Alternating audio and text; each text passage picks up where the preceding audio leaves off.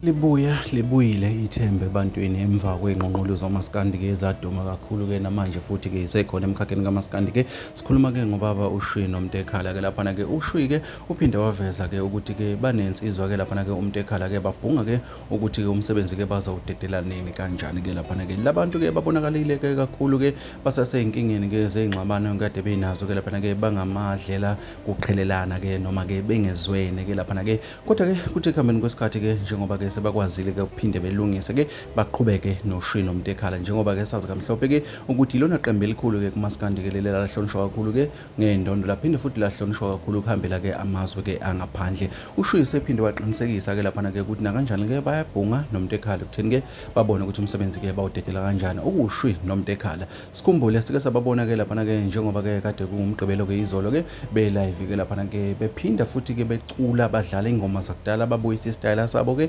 lesi sasithandwa ngabantu okuyisona futhi esababeka kula magama abanawo namhlanje la eSouth Africa-ke la endimeni kamaskandi. Abantu abaningi-ke bayithokozele kakhulu-ke lento njengoba-ke uShwi elokhu-ke esithatha sibeka ngokwenzakalayo noMtekhala akazibekile phansi-ke uyabonakala-ke ukuthi ukubuyelana kwabo-ke bezinkunzi zomasikandi-ke ukuthakasele kakhulu-ke lokhu-ke bafowethu-ke kuyalibuyisa ithemba ebantwini.